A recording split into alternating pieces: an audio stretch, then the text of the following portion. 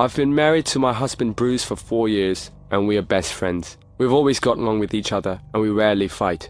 We have 2 kids, a girl named Lauren, who's 14, and another girl, Valerie, who's 10 years old. We've been in the same house for about 3.5 years, and we never thought of moving. I got home one day with great news.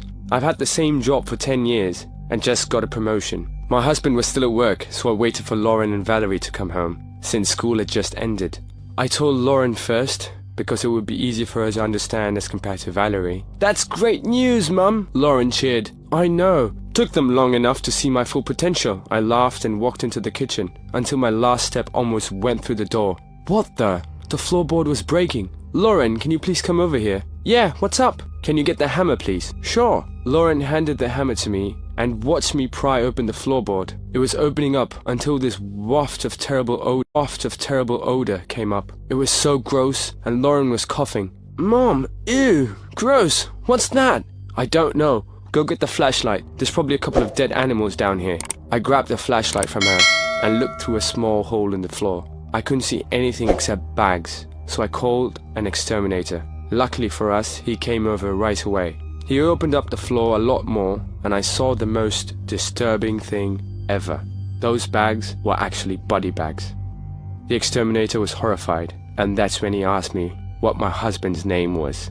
"Are you serious? My husband's not capable of this." But I told him his name anyway, and he took this information to the police for me. My husband came back home after the exterminator and I took out the bodies and hid the smell with a lot of Febreze. The police contacted me 2 days later and told me that my husband had been a serial killer 4 years ago, and he's still occasionally doing that. They also said they're coming over right now to arrest him. I thanked the police and hung up. Scared, I turned around to see my husband at the doorway, standing there, not saying a word. We stood there staring at each other until he charged me. I picked up the mini lamp on the desk, hit him, and ran to Lauren and Valerie. I locked all of us into Lauren's room, away from Bruce. We called the cops to see if they'd left, and then waited. The police will be here in 2 minutes. Valerie was asking all these questions, and Lauren was crying. It got me even more scared, and I started to cry as well.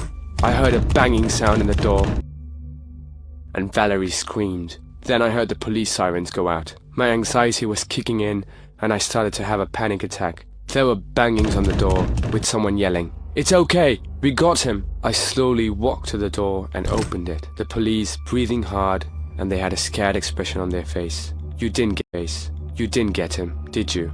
I loved him with all my heart, but I knew I was going to leave him anyway, after everything he had done. "No, ma'am, I'm sorry, he took off."